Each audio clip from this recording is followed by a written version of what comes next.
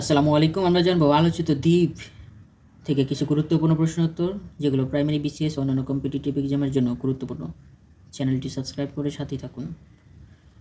লাক্ষাদ্বীপ এটি অবস্থিত আরব সাগরে অবস্থিত ভারতের মালিকানাধীন একটি দ্বীপপুঞ্জ হচ্ছে লাক্ষাদ্বীপ। লাক্ষাদ্বীপ এটি আরব সাগরে অবস্থিত ভারতের মালিকানাধীন একটি দ্বীপপুঞ্জ। মেরগুই দ্বীপপুঞ্জ এটি মিয়ানমারে অবস্থিত। মেরগুই দ্বীপপুঞ্জটি অবস্থিত মিয়ানমারে। তিরান ও সানাফির দ্বীপ এটি গালফ অফ আকাবার মুখে অবস্থিত লোহিত সাগরের দুটি দ্বীপ।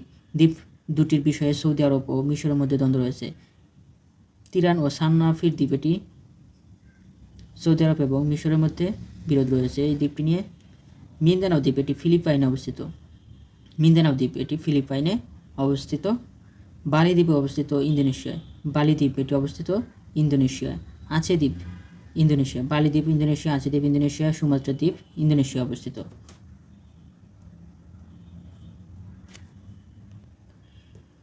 বর্নিও মালয়েশিয়ার একটি প্রদেশ। বর্নিও হচ্ছে মালয়েশিয়ার একটি প্রদেশ।